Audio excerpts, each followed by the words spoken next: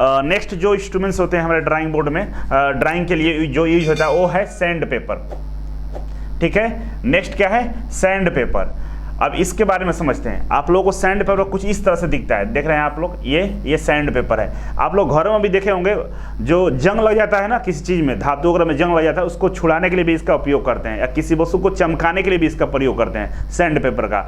अधिकतर राजमिस्त्री वगैरह ये रखते हैं, या देखे होंगे जो ये मेटल्स के दुकान होते हैं ना, वहाँ भी ये चीज़ें मिलता है। तो यहाँ पे देखिए, ब्लेड या चाकू से पेंसिल को काटने छाटने के बाद पेंसिल को तेज शार्प करने के लिए इसका प्रयोग किया जाता है। जैसे हम पेंसिल को काटते हैं चाकू से, या उसके अंदर वाला जो लीड है उसको बाहर करते हैं, ऊपर लकड़ी को हटाकर, तो क्या होता है वो लीड लिखने योग्य नहीं होता है, शार्प नहीं होता है। तो उसको नोकीला बनाने के लिए हम क्या करते हैं, इस पे पेंसिल वाला जो पोर्शन होता है ना लीड वाला, उस पर इसे रगड़ते हैं, ऐसे घुमा घुमा कर। तो रगड़ने से क्या होता है, वो उसका जो नीब होता है, जो लीड होता है पेंसिल, वो क्या हो जाता है, शार्प हो जाता है, जिससे हम आसानी से लिख सकते हैं, लिखने में कोई परेशानी नहीं होती है। तो इसीलिए सैंड पेपर भी होना हम लोगों के पास काफ़ी ज़रूरी होता है। नेक्स्ट है रबर या इरेजर। ये तो जानते ही हो आप लोग, पहले से जानते होंगे, बचपन से ही हम लोगों ने रबर और इरेजर के बारे में जाने हैं। तो हिंदी वाले जो बच्चे उसको वो रबर बोलते हैं, और सीबीएसई बोर्ड वाले इरेजर बोलते हैं। ठीक है, दोनों का मतलब सेम ही होता है, यही है इरेजर। देखे होंगे आप लोग, इस तरह का मिलता है, स्टोन बॉक्स में रहता है। पेंसिल द्वारा खींची गई लाइन को मिटाने के लिए इसका प्रयोग किया जाता है। कि कब प्रयोग करते हैं, पेंसिल द्वारा खींची गई लाइन को मिटाने के लिए। कलम द्वारा खींची गई लाइन को नहीं मिटाया जाता है। किसके द्वारा, पेंसिल द्वारा जो लाइन खींची जाती है उसको मिटाने के लिए इस रबर का प्रयोग करते हैं। ठीक है, ये दोनों के बारे में आपको जानकारी हो गया होगा। नेक्स्ट आगे बढ़ते हैं। इसके बाद इरेजिंग शील्ड। ये क्या है, इरेजिंग शील्ड। इरेजिंग मतलब मिटाना, तो मिटाने वाला ये एक औजार है, जो पेंसिल द्वारा अगर हम कोई चीज़ को लिखते हैं या कुछ गलती हो जाती है और किसी एक पार्ट को मिटाना होता है, तो इसका हम प्रयोग करते हैं। जैसे मान लीजिए हम यहाँ पे ए लिखे हैं, ठीक है, और ए लिखे और ये बड़ा हो गया, ये इधर वाला ये पोर्शन को हमको मिटाना है। अगर ऐसे मिटाएंगे तो क्या होगा कि ए वाला पार्ट भी मिट सकता है, तो हम इसी का प्रयोग करते हैं। क्या करते हैं, इससे इस चीज़ को ढक देते हैं। ऐसा कोई शेप इसमें से चुनते हैं जो ये वाला पार्ट है ना, ये वाला, ये जो लाइन है, इसको ढक दे और इस वाले को बाहर करे। तो मान लीजिए हम इसको चुनते हैं और ये वाले पोर्शन से इसको हम ढक देंगे। ठीक है, और बाकी यहाँ से इरेजर से ऐसा करके मिटा देंगे, तो मिट जाएगा। तो इरेजिंग शील्ड का प्रयोग करते हैं किसी भी एक्स्ट्रा या अपनी गलतियों को मिटाने के लिए। तो यहाँ पर देखिए, इसका प्रयोग फालतू लाइनों को मिटाने के लिए किया जाता है। ये फालतू था ना, जैसे मान लीजिए हम एक टी स्क्वायर बना रहे थे, ऐसे टी स्क्वायर बना रहे थे और हमें ये वाला पोर्शन ज़्यादा बन गया, एक्स्ट्रा लाइन खिंच गया है, तो क्या करेंगे, इरेजिंग शील्ड यहाँ तक रख देंगे, ढक देंगे, और ये वाला लाइन को हम ऐसे मिटा देंगे। तो फालतू का जो लाइन खींचता है उसको मिटाने के लिए इसका प्रयोग करते हैं। ये किसका बना होता है, यह स्टील की पत्ती होती है। ये क्या होता है, स्टील का एक पत्ती होता है जिसपे विभिन्न आकृतियों के खांचे काटे होते हैं, देखिए ये सारे आकृति बना रहता है। मान लीजिए कोई जिगजैग ऐसे लाइन है, वहाँ से कैसे मिटाएंगे, तो ये जिगजैग वाला वहाँ पर रख देंगे।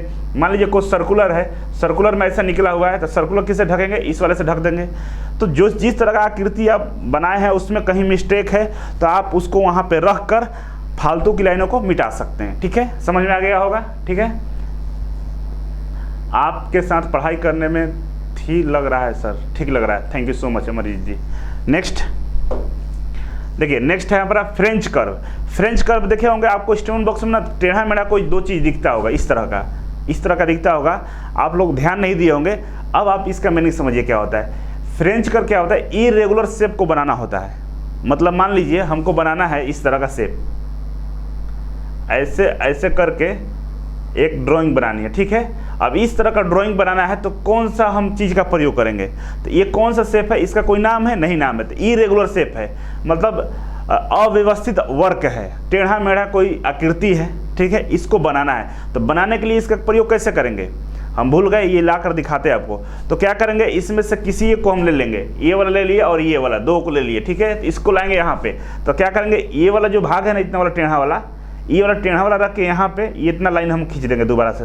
दूसरा कलर ले लेते हैं। देखिए, मान लीजिए हमको ये कर्व बनाना है, तो मैंने इसको और इसको सिलेक्ट किया है। ठीक है, तो ऊपर वाला लेते हैं, ये वाला को हम बाहर निकालते हैं, इससे हम इसको बनाते हैं। तो कैसे बनेगा, ये वाला पोर्शन देखिए, इसका जो टेढ़ा वाला पोर्शन है, ये वाला घुमावदार है, यहाँ पे इसको लाएंगे और ये वाला पोर्शन को ऐसे बना देंगे। ठीक है, इसके बाद देखेंगे आप कि ये नीचे वाला जो पोर्शन है, ये वाला ई वाला पोर्शन से हम इस वाले को यहाँ से यहाँ तक बना देंगे ऐसे, ठीक है, बन जाएगा, क्योंकि वो भी इसी तरह का है।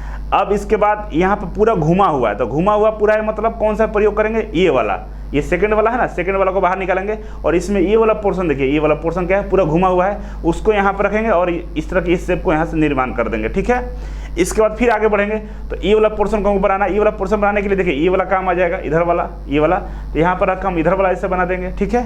तो इसी तरह से इस सारे जो ये फ्रेंच कर्व है, इसमें अलग अलग टेढ़ा मेढ़ा चीज़ दिया हुआ है, उसी के सहायता से इस चित्र को हम पूरा अच्छे से बना सकते हैं, जो परफेक्ट दिखेगा।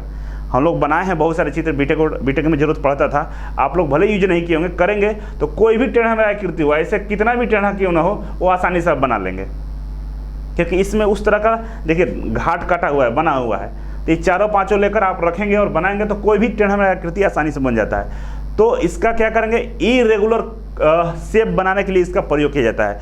एग्जाम में पूछता है क्वेश्चंस कि इरेगुलर शेप बनाने के लिए, टेढ़ा मेढ़ा आकृति बनाने के लिए हम किस इंस्ट्रूमेंट्स का प्रयोग करते हैं, तो फ्रेंच कर्व का प्रयोग करते हैं, ठीक है। नेक्स्ट है ड्राफ्टिंग टेम्पलेट। ड्राफ्टिंग टेम्पलेट ये क्या होता है, तो नाम तो सुने होंगे।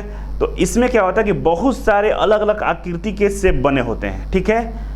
अब जैसे मान लीजिए आप ड्राइंग बना रहे हैं, एग्जाम्पल के लिए आपको हम बताते हैं, मान लीजिए जैसे ड्राइंग आप बना रहे हैं, कोई भी ड्राइंग बना रहे हैं, ये ड्राइंग शीट हो गया आपका, ठीक है, और ये ड्राइंग शीट पे आप ड्राइंग बना रहे हैं, तो आपको 5 सर्कल बनाना है, अलग अलग डायमीटर का 5 सर्कल बनाना है यहाँ पे, ठीक है। इसके अलावा एक आयत बनाना है आपको, मतलब इस तरह का कुछ कुछ करना है। तो आप एक एक सर्कल को बनाइएगा तो टाइम लगेगा, और मान लीजिए कि हमको 3 mm का सर्कल बनाना है, 3 mm का, तो ये थोड़ा सा बनाना मुश्किल हो जाता है 3 mm वाला। तो ड्राफ्टिंग टेम्पलेट में क्या होता है कि देखिए सर्कल का अलग अलग डायमीटर का बना रहता है, 10 mm तक का बना रहता है, 1 mm 2 mm 3 4 5 6 7 8 9 10 11 12 तक बना हुआ है, सारे डायमेंशन का यहाँ पे बना रहता है। तो आपको जो वाला चाहिए डायरेक्ट यहाँ पे रखिए और इसमें से पेंसिल डाल के इसे घुमा दीजिए, सर्कल बन जाएगा। मान लीजिए आपको 7 वाला चाहिए, तो 7 वाला को रखिए इस पे और 7 वाला में ऐसे पेंसिल घुसा के ऐसे घुमा दीजिए, तो आपका सर्कल बन जाएगा। मान लीजिए आपको 3x4 mm का ये बनाना है, क्या बनाना है, रेक्टेंगल बनाना है, आयत बनाना है। तो देखिए इसमें आयत कौन सा है, तो आयत ये वाला है, 3x4 का होगा, देख लेंगे कितना का है, उसके अनुसार ऐसे घुमा के इसमें पेंसिल डाल के घुमा देंगे, बन जाएगा आयत। तो चीज़ों को तेज़ी से बनाने के लिए, समय को बचाने के लिए हम लोग क्या करते हैं, ड्राफ्टिंग टेम्पलेट का प्रयोग करते हैं। ऑलरेडी इसमें चित्र बना रहता है। तो देखिए यहाँ पर क्या लिखा हुआ है, विभिन्न प्रकार के वृत्त, आयत, वर्ग इत्यादि समबाहुभुज बनाने के लिए इसका हम प्रयोग करते हैं। विभिन्न प्रकार के आयत, वर्ग, वृत्त इत्यादि को बनाने के लिए हम इसका प्रयोग करते हैं, किसका, ड्राफ्टिंग टेम्पलेट का। और इरेजिंग फ्रेंच कर्व से क्या करते हैं, इरेगुलर शेप बनाते हैं, और इससे रेगुलर शेप बनाते हैं, याद रखिएगा। इसमें डायमेंशन वाला शेप बनाते हैं। मान लीजिए वृत्त है, वृत्त बनाना है, 3 mm त्रिज्या दिया हुआ है, तो 3 mm का त्रिज्या वाला हम वृत्त को बनाएंगे। 3x4 दिया हुआ है, 3x4 का बनाएंगे, मतलब इसमें डायमेंशन दिया रहेगा कि कितने का बनाना है। तो रेगुलर वाले में डायमेंशन रहता है, हमेशा कोई रेगुलर शेप होगा, मतलब फिक्स होगा कि इतना बाई इतना का बनाना है, उसको रेगुलर शेप बोलते हैं। लेकिन फ्रेंच कर्व वाला में क्या होता है, इसमें कोई डायमेंशन होता नहीं है, कोई भी ऐसे ही रेगुलर दे देगा, किसी भी तरह का दे देगा चित्र बनाइए, इसमें कोई डायमेंशन वगैरह नहीं होता है, तो आपको इसको देख कर बनाना होता है, ठीक है।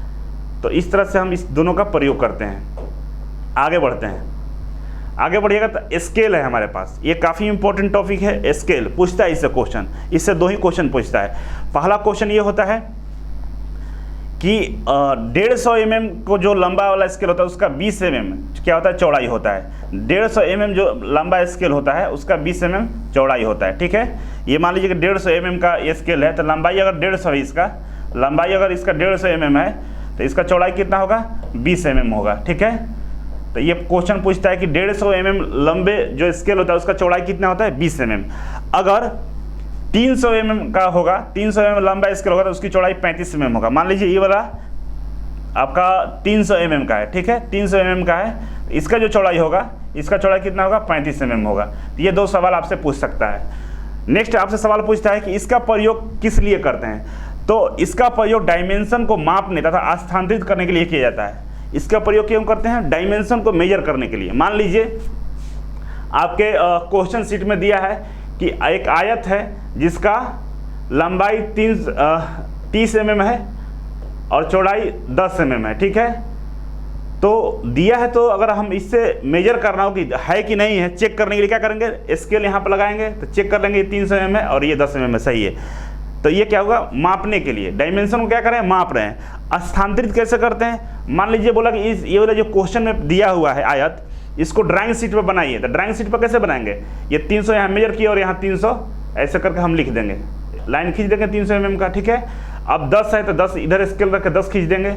तो ये क्या हुआ, डायमेंशन को ट्रांसफर किए ना, डायमेंशन का क्वेश्चन से ड्राइंग शीट पर ट्रांसफर कर दिए, मतलब स्थानांतरित कर दिए। इसलिए क्या बोलते हैं कि स्केल के द्वारा हम डायमेंशन को मापते हैं और स्थानांतरित करते हैं, ठीक है।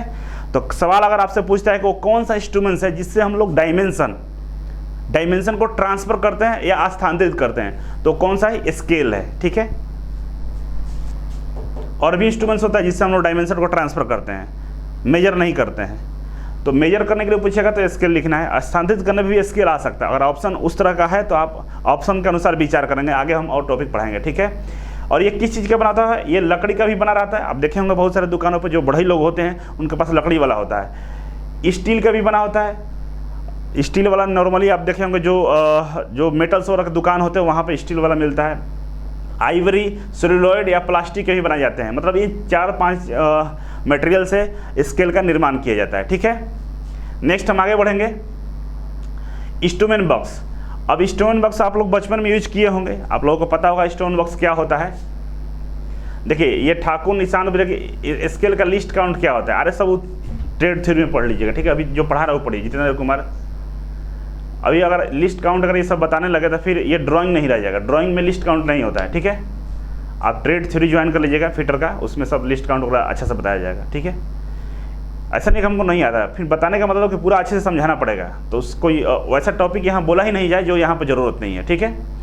इससे रिलेटेड अगर पूछना है तो पूछ सकते हैं। इंस्ट्रूमेंट बॉक्स बचपन में आप देखे होंगे, अगर आप बचपन में स्कूल में जा रहे हैं उस समय इंस्ट्रूमेंट बॉक्स जरूरत पड़ता है, हम लोग खरीद लेते हैं, लेकिन भले जानकारी नहीं होती है कि उसमें क्या क्या चीज़ रखा रहता है। देखिए इंस्ट्रूमेंट बॉक्स में क्या क्या रखा रहता है, लार्ज कंपास होता है, लार्ज डिवाइडर होता है, बो इंस्ट्रूमेंट्स होते हैं, ड्रॉप स्प्रिंग इंस्ट्रूमेंट्स होते हैं, इंकी पेन होता है, स्क्रू ड्राइवर होता है, लीड केस होता है। इतना सारा चीज़ हमको इंस्ट्रूमेंट बॉक्स में मिलता है। इसके अलावा चांद भी होता है, इसके अलावा सेट स्क्वायर भी होता है।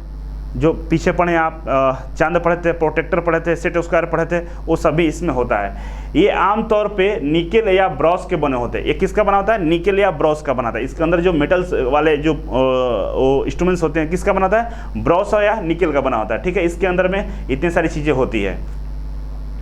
नेक्स्ट हम आगे बढ़ेंगे तो 1 बाई 1 करके हम देखते हैं। लार्ज कंपास, लार्ज कंपास किसको बोलेंगे, देखिए लार्ज कंपास ये है, इसको आप देखे होंगे इंस्ट्रूमेंट बॉक्स में ये रहता है। और ये इसका रिंच है, ये वाला नट को टाइट करना हो या ढीला करना हो ये रिंच की मदद से कर सकते हैं। नहीं सॉरी, इसको ये वाले नट को टाइट करने के लिए और ढीला करने के लिए ये रिंच का प्रयोग करते हैं। ये ज़्यादा ढीला रहता है तो ये सही से आप ड्रंग नहीं खींच सकते हैं, तो इसलिए ये रिंच के द्वारा इसको थोड़ा सा टाइट कर देते हैं, ठीक है। तो काम चला जाता है। ये है, ये एक गियर टाइप का काम करता है, रैचेट पिन जैसा है। इसको घुमाएंगे और कसेंगे तो ये इस पर यहाँ क्या रहता है, पेंसिल लगा रहता है। तो पेंसिल को थोड़ा सा टाइट करना, ढीला करने के लिए इसका प्रयोग करते हैं। कोई पेंसिल मोटा होता है तो जो अंदर नहीं जाता है, कोई पतला होता है जो हिलने लगता है, इससे टाइट कर देते हैं तो नहीं हिलता है, ठीक है।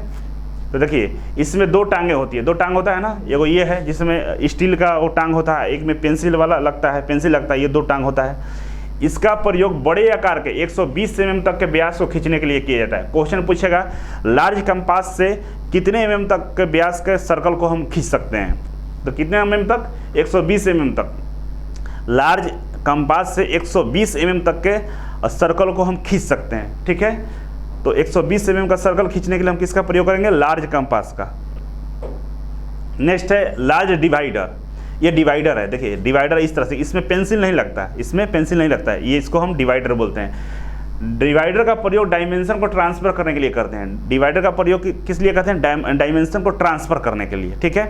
मान लीजिए कोई जॉब बना रहे हैं, फिटर वाले ध्यान देंगे, ये जॉब है, मान लीजिए एक जॉब है और ये कितने mm का है, मेजर करने कैसे करेंगे, तो ये डिवाइडर है ना, इससे हम ऐसे पकड़ लेंगे, ये वाला देखिए, इससे ऐसे पकड़ लेंगे और इसको ये वाले जो रैचेट है इसको टाइट कर देंगे। टाइट करेंगे तो डायमेंशन हमारा फिक्स हो गया। अब जाकर कोई स्केल पर हम चेक कर सकते हैं कि ये कितना mm का है, तो क्या करा, डायमेंशन को ट्रांसफर किया, यहाँ से वहाँ ले गया, ट्रांसफर किया।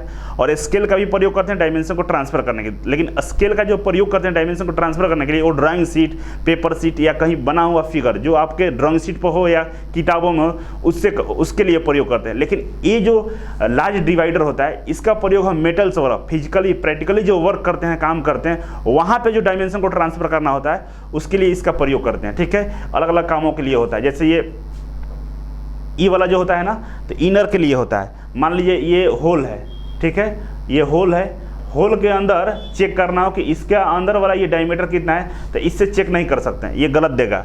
ये बाहरी के लिए होता है। होल के लिए क्या करते हैं, इसको लगाते हैं, क्योंकि इधर देखिए इधर बाहर निकला हुआ है ना, इसको पकड़ कर अंदर ऐसे डालते हैं, ये ऑटोमेटिक ऐसे पकड़ लेगा। ये दोनों वाला बाहर वाला जो है ना, इसका लेग में जो न्यूक्लिया बना हुआ है, ये दोनों टच कर जाता है अंदर जाके, अंदर ऐसे घुसेगा और टच कर जाएगा, और इसको यहाँ पे स्क्रू से टाइट कर देंगे, फिर मेजर कर लेंगे बाहर निकाल के, तो पता चल जाएगा कि अंदर वाला होल का डायमीटर कितना है।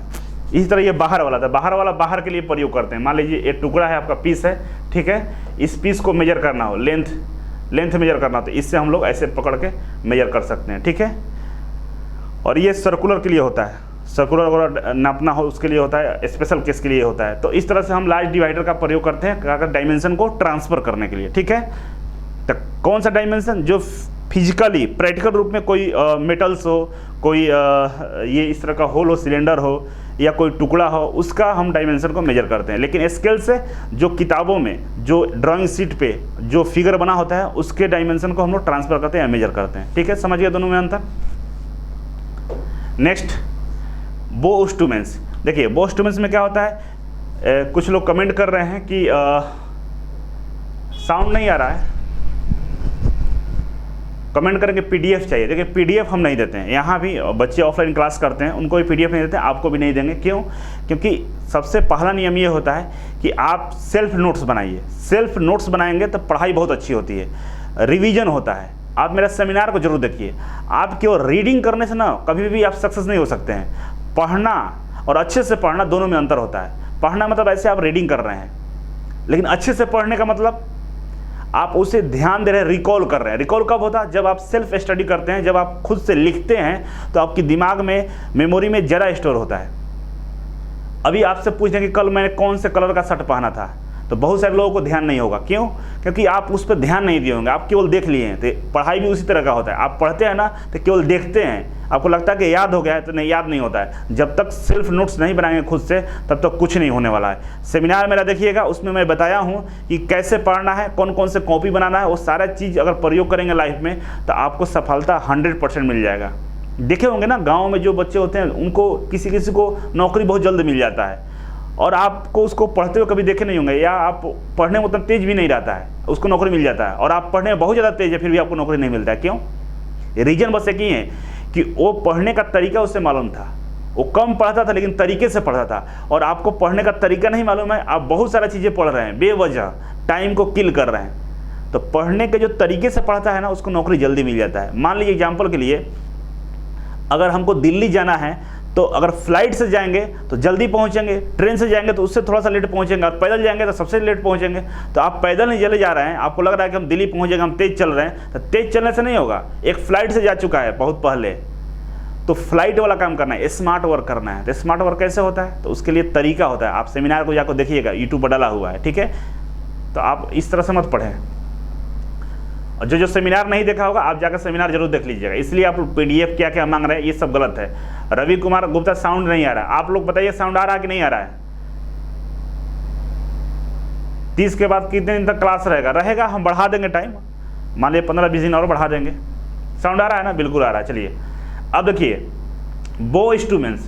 बो इंस्ट्रूमेंट्स क्या होते हैं? यहाँ पर देखिए, ये सारा चीज़ है, इसको हम बो इंस्ट्रूमेंट्स बोलते हैं। ये दिख रहा है ना, अलग अलग तरीके का बहुत सारा होता है, अलग अलग यूज के लिए होता है। तो ये डिपेंड करता है कि हम कौन सा काम कर रहे हैं, उसके लिए इस चीज़ का हम लोग उपयोग करते हैं। अब डिपेंड करता है आपके ऊपर, हर काम के लिए अलग होता है, लेकिन लगभग सबको हम अपने कामों में यूज कर सकते हैं ड्राइंग में। तो पहला, ये छोटे आकार के उपकरण होते हैं। ये छोटे आकार के होते हैं, बहुत छोटा छोटा होता है, ठीक है, बहुत सारा होता है। इसका प्रयोग छोटे कार्यों के लिए किया जाता है। इसका प्रयोग छोटे कार्यों के लिए किया जाता है, क्योंकि ये खुद ही छोटा होता है। इन उपकरणों को खोलने के लिए व्हील नट का उपयोग किया जाता है। इन उपकरणों को खोलने के लिए व्हील नट का उपयोग किया जाता है। देखिए ये सब में व्हील नट लगा होगा, देखिए है ना, इसमें व्हील नट लगा होगा, ये सब में व्हील नट लगा रहता है, ठीक है ना। इसको टाइट कर सकते हैं, व्हील नट से क्या होता है टाइट करके उसको फिक्स कर सकते हैं किसी जगह पे। तो सारे में क्या होता है व्हील नट लगा होता है, किसमें, बो इंस्ट्रूमेंट्स में। बो कंपास समान दूरी बांटने के लिए और 50 mm तक की वृत्त खींचने के लिए किया जाता है। जो बो कंपास होता है उसको क्या कहते हैं, समान दूरी बांटने के लिए और 50 mm तक वृत्त खींचने के लिए किया जाता है। कैसे, मान लीजिए ये लाइन है, ये लाइन है और ये लाइन 100 mm का है, ठीक है, 100 mm का है। अगर हम इससे बोलें कि 20-20 mm के टुकड़ा में विभाजित कर दीजिए, 20-20 mm के टुकड़ा में इसको विभाजित करना है, तो 2-3 तरीके हो सकते हैं, लेकिन सबसे आसान तरीका कंपास को उठाइए, ठीक है, और फिक्स कर लीजिए 20 mm पे, 20 mm पे नाप के स्केल पे, और इसको इस नट से फिक्स कर लीजिए। इसके बाद पकड़ के ऐसे ऐसे कर लीजिए, ऐसे ऐसे कर लीजिए, तो सारा 20-20 mm बट जाएगा। तो जल्दी में काम करना हो तो इसका प्रयोग कर लेते हैं। इसके अल्टरनेट ऑप्शन से भी काम हो सकता है, लेकिन ये थोड़ा सा आसानी से जल्दी जल्दी कर देता है कोई भी काम को। तो वो इंस्ट्रूमेंट समझ गए, ये पॉइंट से इसको लिख लीजिएगा, ठीक है। आगे बढ़ते हैं। ड्रॉप स्प्रिंग बो इंस्ट्रूमेंट्स, ड्रॉप स्प्रिंग जिसमें स्प्रिंग लगा होता है, ठीक ना, ड्रॉप स्प्रिंग होता है, ऑटोमेटिक छोड़िएगा तो पकड़ लेगा, सट जाएगा। अगर इसको ऐसे पकड़ के अंदर करते हैं, अगर फिर छोड़ देते फिर ऑटोमेटिक वापस हो जाता है। इसीलिए जो ये व्हील नट होता है ना, इससे हम टाइट करेंगे तब रुकता है। तो ये ड्रॉप स्प्रिंग लगा रहता है, कभी भी इसको सटा नहीं सकते हैं, सटाएंगे छोड़ेंगे तो फिर वापस अपनी जगह पर आ जाएगा। तो ये ड्रॉप स्प्रिंग होता है, ठीक है।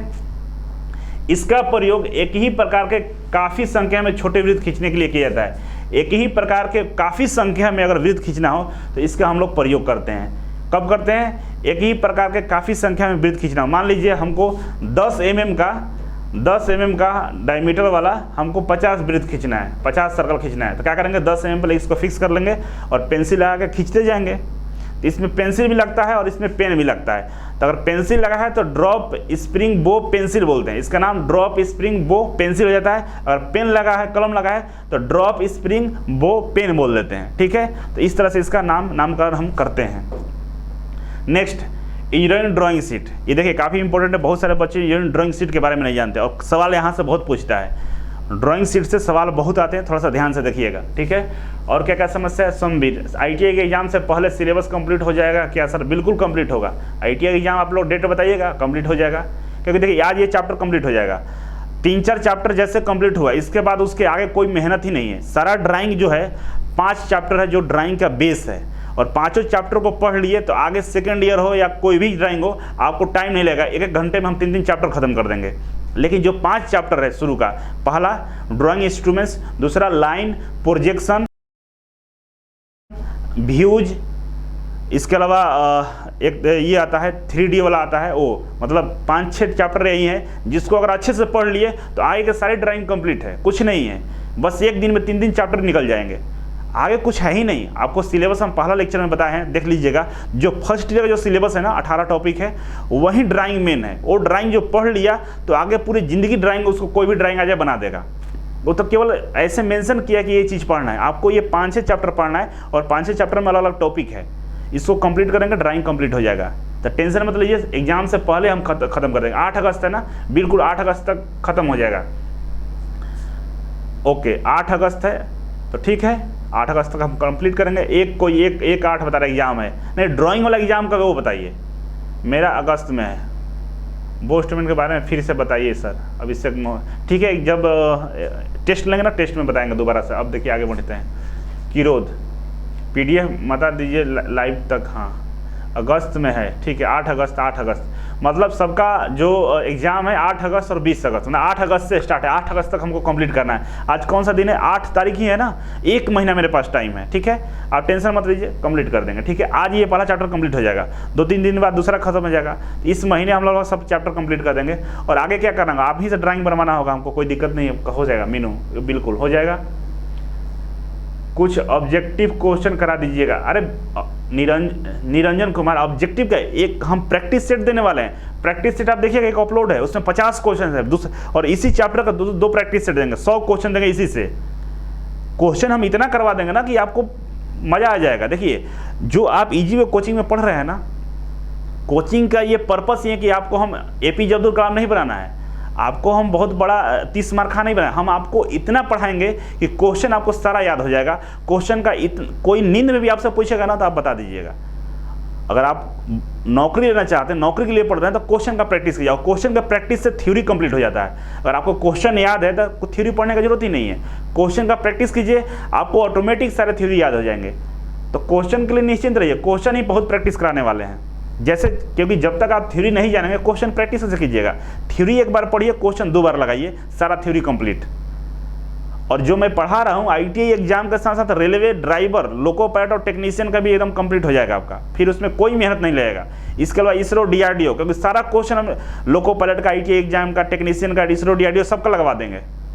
कुछ छोड़ने वाले नहीं है। 1 रुपये का क्लास मत समझिएगा, 1 रुपये क्लास। ये जो क्लास है ना, ये क्लास का जो प्राइस है 1500 से 1000 रहता है। और यहाँ पे 1500 रुपये लेते हैं हम ऑफलाइन में, और यहाँ आप 1 रुपये का दे रहे हैं। तो क्या लगता है कि आपको हम 1 रुपये लें तो नहीं पढ़ाएंगे? ऐसा नहीं है। टीचर का एक धर्म होता है ना कि विद्यार्थी को पैसे से ना पढ़ाएं।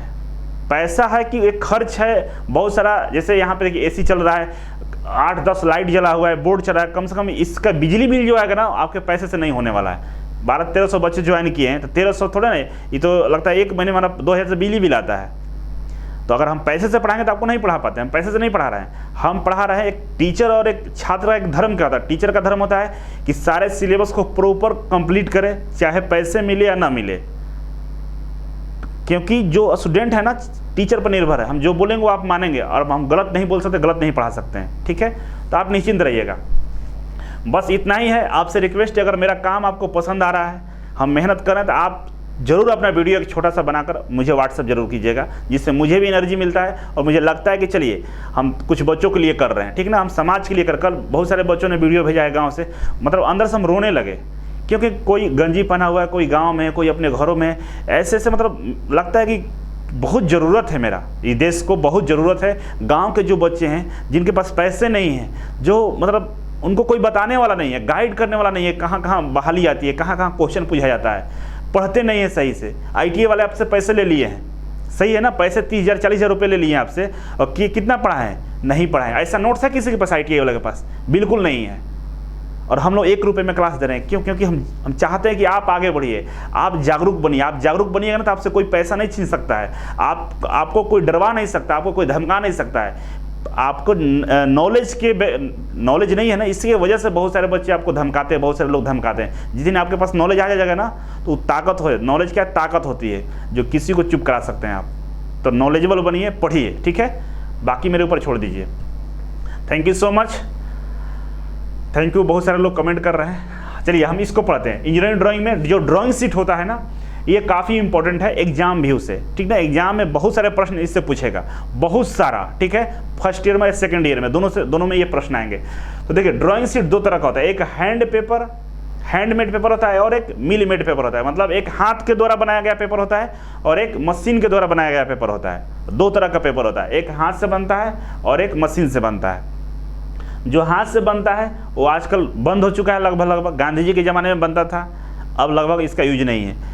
हम लोग जो प्रयोग करते हैं ड्राइंग शीट के लिए, जो ड्राइंग बनाते हैं, वो मिल मेड पेपर होता है। मिल के द्वारा, मशीनों के द्वारा बनाया गया जो पेपर होता है, ड्राइंग शीट होता है, उस पर हम लोग ड्राइंग बनाते हैं। तो क्वेश्चन पूछा हुआ था कि इंजीनियरिंग ड्राइंग में जिस शीट का प्रयोग करते हैं वो किसके द्वारा बनाया होता है?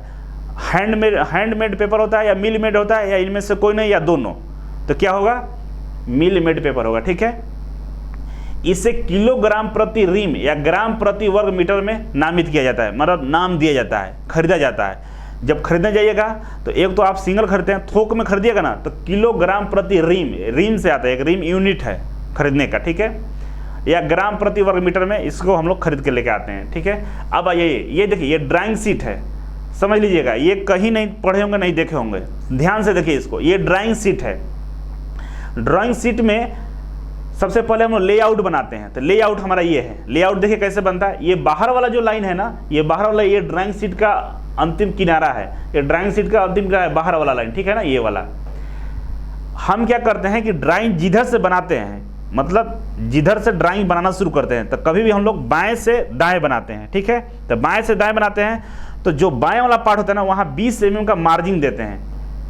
बाहर वाला ये ड्राइंग का किनारा है, अंतिम सीट का अंतिम किनारा है, उससे हम 20 mm लग स्केल रख के एक लाइन खींच देते हैं इस तरह से।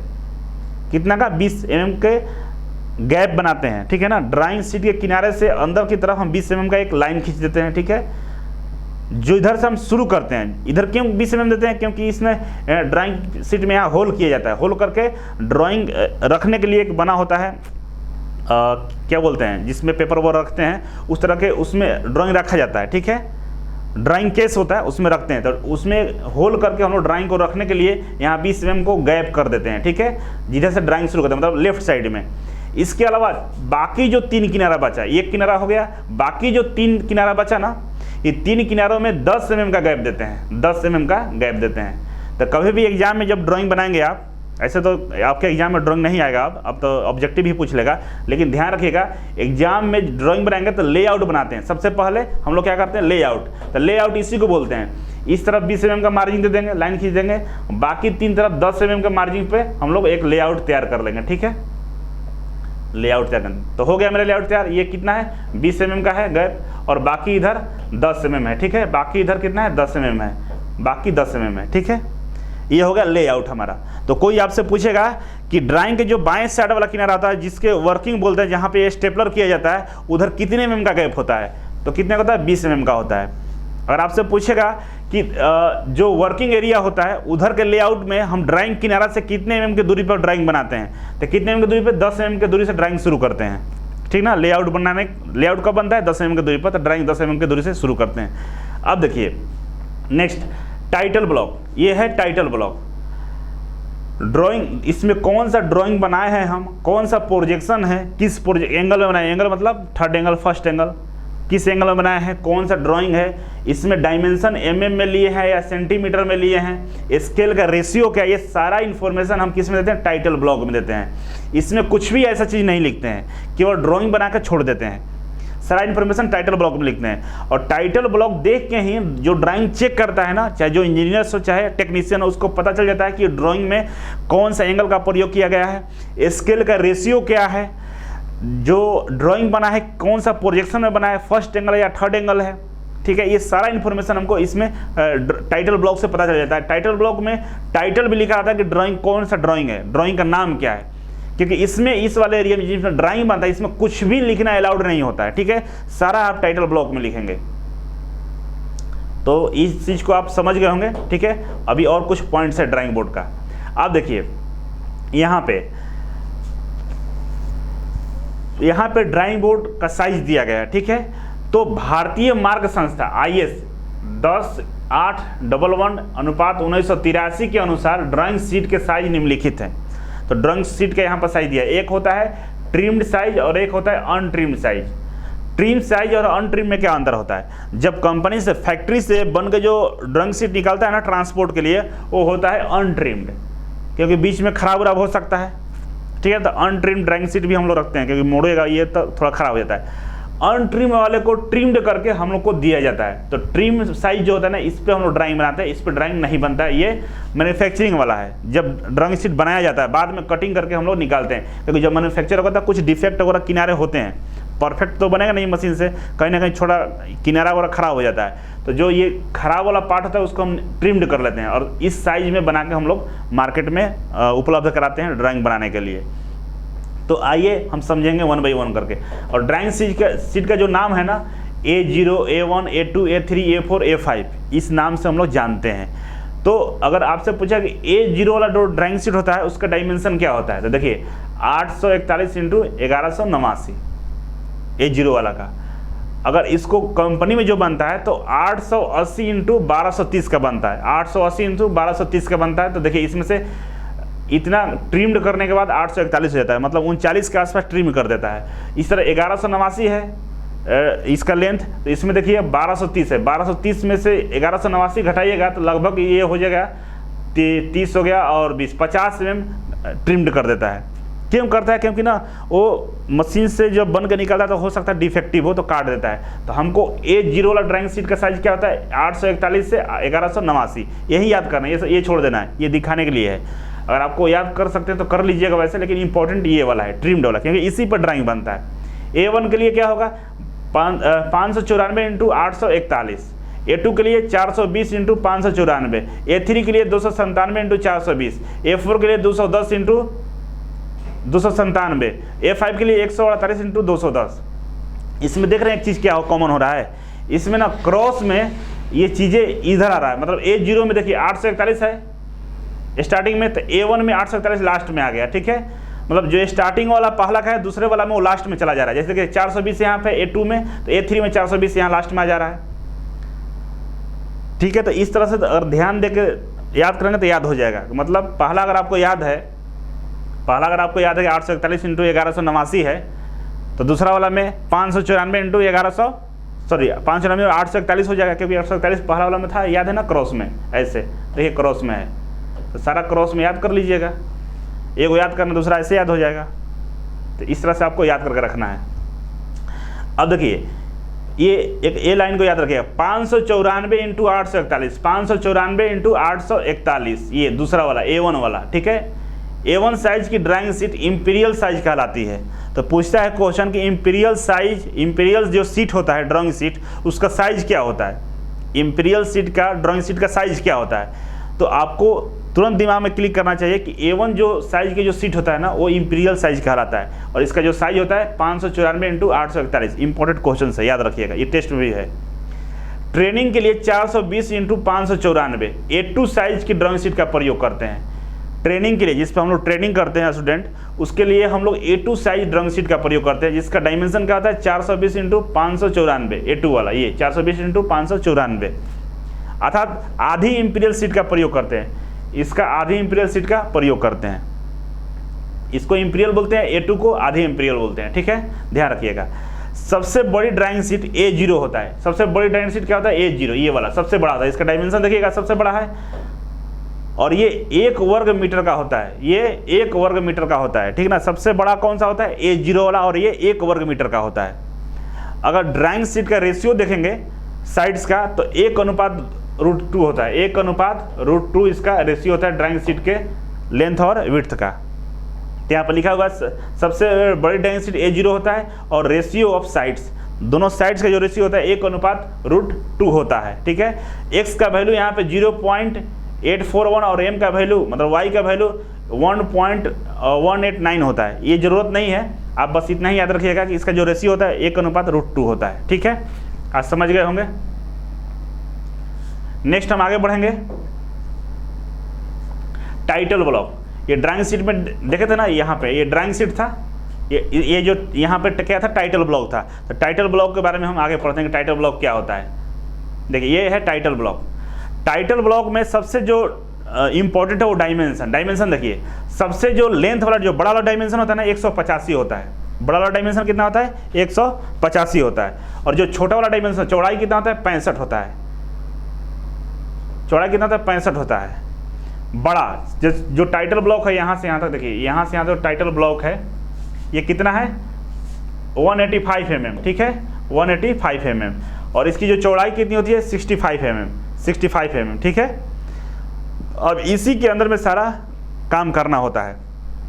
तो लेंथ सेम है तो लेंथ ऐसे खींच देंगे, चौड़ाई भी सेम है। अब ये जो टाइटल ब्लॉक आपका ये इतने साइज का मिलेगा। अब इसी साइज में आपको अपने रिक्वायरमेंट के अकॉर्डिंग सारा चीज़ लिखना होता है। जैसे कि यहाँ पे स्केल लिखा हुआ स्केल ना, स्केल का रेशियो था 1:10, 1:10 का स्केल यूज किया गया। मतलब क्या है कि मान लीजिए बहुत बड़ा सा एग्जाम्पल के लिए बताते हैं। देखिए अब बहुत बड़ा सा ये इतना बड़ा ब्लॉक है, ठीक है, इसको ड्राइंग शीट पर बनाना है। तो मान लीजिए इसका है 100 सेंटीमीटर का है, सारे भुजा इसका कितना है 100 सेंटीमीटर का है, चाहे 100 मीटर का है, 100 मीटर का रख लीजिए। और 100 मीटर को ड्राइंग शीट पर बना सकते हैं क्या? नहीं बना सकते हैं। 100 मीटर समझ रहे कितना बड़ा होता है, ड्राइंग शीट बहुत छोटा होता है। अब क्या करें, इसको स्केल में कम कर देंगे, तो उसमें क्या लगेगा 1:10, 1:10 कम करेंगे तो कितना कम, 10 से भाग कर देंगे, 10 से भाग करने कितना आ जाएगा 10 आ जाएगा, तो 10 mm हो जाएगा ना। 1:10 का मतलब हुआ कि 100 में 1/10 से भाग करेंगे तो कितना हो जाएगा 10 हो जाएगा। अब 10 mm का एक साइड लेंगे तो उसी को यहाँ पे लिख दिया है 1:10, क्योंकि 100 मीटर का यहाँ पे ड्राइंग नहीं बन सकता है ड्राइंग शीट पे, इसीलिए 1:10 में उसको रिड्यूस कर दिया है, ठीक है। तो जो ड्राइंग चेक करेगा ना, तो कभी भी स्केल लगाएगा तो वो मेजर करेगा और उसमें 10 से गुना कर लेगा, तो उसको डायमेंशन पता चल, एक्चुअल डायमेंशन क्या है पता चल जाएगा। तो अगर आप ये स्केल का वैल्यू यहाँ पर नहीं लिखिएगा तो आपका ड्राइंग गलत हो जाता है, क्योंकि वहाँ आप 10 सेमी में बनाए हैं और क्वेश्चन में 100 मीटर दिया हुआ है। और आप स्केल नहीं लिखेंगे तो पता नहीं चलेगा कि कौन सा स्केल का प्रयोग है, कितना ड्राइंग को कम करके बनाए हैं। ठीक है, तो स्केल लिखना होता है, टाइटल लिखना होता है, कौन सा टाइटल है आपका, ड्राइंग किस चीज़ का ड्राइंग है, मान लीजिए क्यूब है या हेक्सागोनल है या सिलेंडर है, क्या है, वृत्त है, क्या बना है, उसका यहाँ पर नाम लिख देंगे। और ये जो स्केल वाला पोर्शन होता है तो इसका जो डायमेंशन होता है 25x20 होता है। देखिए 25x20 के डायमेंशन में इसको हम लिखते हैं। तो ये वाला 20 है ना, तो 10 ऊपर नाम स्केल और 10 रेशियो के लिए यहाँ पे लिख लेते हैं, और इसकी जो लेंथ होती है 25 की होती है। इससे हम मिटा देंगे तो सब आप इसको लिख कर याद कर लीजिएगा। सेम ये इसी का प्रयोग करते हैं। यहाँ पे इंस्टीट्यूट का नाम लिखा जाता है, नेशनल इंस्ट्रक्शनल मीडिया इंस्टीट्यूट, निम्मी है। ठीक है ना, निम्मी का ही हम ये डाउनलोड करके दिखा रहे हैं आपको, निम्मी में ऐसा बनता है। तो यहाँ पे अपना इंस्टीट्यूट का नाम लिखेंगे, कौन सा इंस्टीट्यूट है। ठीक है, और इसकी जो नाम लिखने की जो लेंथ होता है ना 45 चौड़ाई होता है, और लंबाई अब इसका 125 होता है। 45 और इंटू 125 में आप अपने इंस्टीट्यूट का नाम लिखेंगे। ठीक है, अब इधर आइए, इधर आएंगे तो यहाँ से 60 हम लेंथ लेते हैं और 9 चौड़ाई में एडमिशन नंबर लिखते हैं। ठीक है, टाइम कितना मिला हुआ है इसके लिए में 60 × 9 का रेशियो लेते हैं। टाइम कितना आपने लिया उसके लिए यहाँ ब्लॉक बनाते हैं, डेट बताते हैं कौन सा डेट में बना हुआ है, चेक किसके द्वारा किया गया है, एक्सरसाइज नंबर क्या है, ड्राइंग नंबर क्या है, ये सारे चीज़ें यहाँ पे हम बनाते हैं ब्लॉक में। अब इसमें से हो सकता है टाइम हटा दें, टाइम गिवन हटा दें, तो जो ब्लॉक हटेगा ना तो फिर से हम डिवाइड कर लेंगे। कैसे, 60 इंटू ये कितना हो गया, ये 65 है ना, तो 65 को डिवाइड कर लेंगे। जैसे अभी 1 2 3 4 5 6 7 है ना, तो 7 से डिवाइड करेंगे 65 को, तो जितना mm आएगा उतना mm का ये ब्लॉक बनाते जाएंगे। मान लीजिए हमारे पास 5 ही ब्लॉक बनाना है, ये वाला 5 है, तो 65 को 5 से डिवाइड कर देंगे, तो जितना लेंथ चौड़ाई आएगा उतना चौड़ाई को यहाँ पर देते जाएंगे जगह। ठीक है, लंबाई कितना रहेगा 60 फिक्स है, लेकिन चौड़ाई कम बेसी हो सकता है, क्योंकि ब्लॉक के अनुसार डिपेंड करता है। जितना ब्लॉक उतना चौड़ाई कम होगा, जितना ब्लॉक कम होगा उतना इसका चौड़ाई बढ़ते जाएगा। तो ये हो रहा आपका टाइटल ब्लॉक। ठीक है, टाइटल ब्लॉक समझ चुके हैं, आगे बढ़ते हैं। अब आपके सामने मिनी ड्राफ्टर आ गया। आपके सामने क्या आ गया, मिनी ड्राफ्टर। तो मिनी ड्राफ्टर को यहाँ पे देखिए, mini drafter is an instrument which can be used for multiple function in drawing.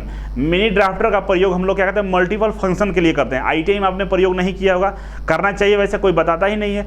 तो मिनी ड्राफ्टर की जगह हम लोग सेट स्क्वायर से हम लोग फिगर बनाते हैं, लेकिन अगर मिनी ड्राफ्टर से बनाइएगा ये वाला तो बहुत फास्ट ड्राइंग बनता है, बहुत स्पीड में ड्राइंग बनता है। ठीक है, तो मिनी ड्राफ्टर का उपयोग करके हम लोग मल्टीपल काम कर सकते हैं। मिनी ड्राफ्टर ये use to drawing horizontal line, इससे हम लोग हॉरिजॉन्टल लाइन खींच सकते हैं, क्षैतिज रेखा खींच सकते हैं, इससे हम लोग वर्टिकल लाइन खींच सकते हैं, लंबवत रेखा खींच सकते हैं। ठीक है, इंक्लाइन लाइन खींच सकते हैं, एंगल बना सकते हैं, पैरेलल लाइन खींच सकते हैं, परपेंडिकुलर लाइन खींच सकते हैं, सारा लाइन खींच सकते हैं। हर तरह का लाइन हम मिनी ड्राफ्टर से खींच सकते हैं, जबकि सेट स्क्वायर से हॉरिजॉन्टल लाइन नहीं खींच सकते थे।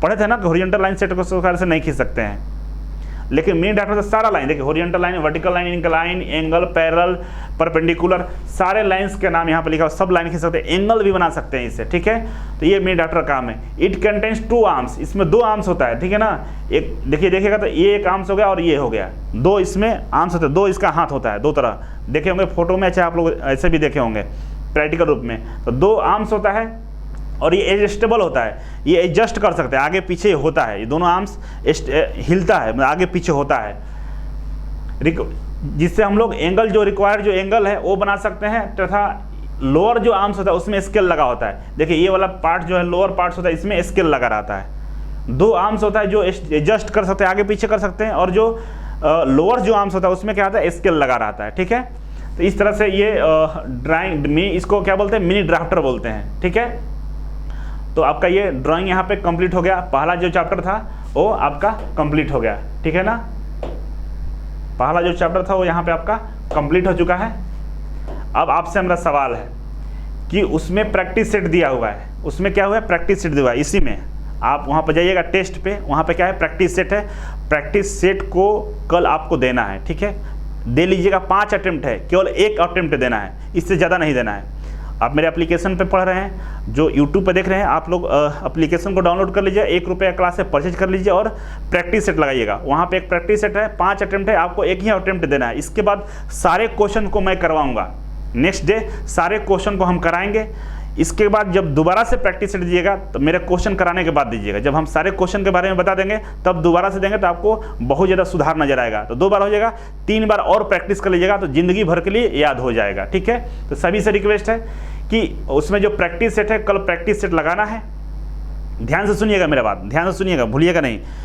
आपको कल क्या करना है, आज नहीं कल ये आज तो नोट्स बना लीजिएगा। ठीक है, वीडियो लेक्चर देख के नोट्स बना लीजिएगा। कल आप कभी भी फ्री होकर प्रैक्टिस सेट लगाइएगा। 50 क्वेश्चन है और हिंदी इंग्लिश दोनों में है, तो आपको पढ़ने में परेशानी नहीं होगा। प्रैक्टिस सेट जब लगा लीजिएगा तो जितना भी नंबर आएगा आराम से ईमानदारी से हमको बताइएगा जब लेक्चर में पूछेंगे तो। इसके बाद एक एक क्वेश्चन को हम करवाएंगे, एक एक क्वेश्चन को हम बताएंगे कैसे क्वेश्चन को करना होता है, कौन सा क्वेश्चन कहाँ पूछा गया था। ठीक है, ये सारे क्वेश्चन लगा देंगे, फिर दोबारा एक और प्रैक्टिस सेट देंगे। ठीक है, अगले दिन उसको भी फिर आपको लगाना होगा, फिर हम बताएंगे। 5 अटेम्प्ट है तो आपको केवल 1 अटेम्प्ट देना है, 4 अटेम्प्ट बचा के रखिएगा। ठीक है, नहीं तो खत्म कर दीजिएगा तो फिर दोबारा से हम नहीं देंगे। इसके बाद नेक्स्ट चैप्टर हम शुरू करेंगे। तो आई होप सब लोग अच्छे से पढ़े होंगे। क्लास मंडे टू फ्राइडे चलेगा, क्लास मंडे टू फ्राइडे चलेगा, सैटरडे और संडे बंद रहेगा मेरा क्लास। तो कल है सैटरडे, ठीक है, आज फ्राइडे है ना, फ्राइडे है तो कल है सैटरडे, कल क्लास बंद रहेगा। सैटरडे और संडे मेरा क्लास बंद रहेगा। कल आपको क्या करना है, टेस्ट देना है। ठीक है, टेस्ट कल देना है, परसों आराम कर लीजिएगा और मंडे को फिर मिलेंगे और सारे क्वेश्चंस को हम करवा देंगे। इसके बाद हम अगला चैप्टर शुरू करेंगे। और फिर से रिक्वेस्ट कर रहे हैं कि अगर आपको मेरा क्लास अच्छा लग रहा है तो आप हमें क्या करेंगे, एक वीडियो बनाकर हमें मेरे व्हाट्सएप पे सेंड करेंगे। अगर आपको अच्छा लगता है, कोई ज़बरदस्ती नहीं, अगर बनाना चाहते हैं तब बनाइएगा। ठीक है, ऐसे नहीं कि अपने ज़बरदस्ती हम नहीं कर रहे हैं कि आपको बनाना ही है, लेकिन बहुत सारे बच्चे इंटरेस्टेड हैं कि बना के भेजेंगे, तो मैं यहाँ पर नंबर उनको लिख देता हूँ। थोड़ा सा ये रुक जा रहा है। ठीक है, तो नंबर हम बोल देते हैं या लिख देते हैं, यहाँ पे आ गया, शायद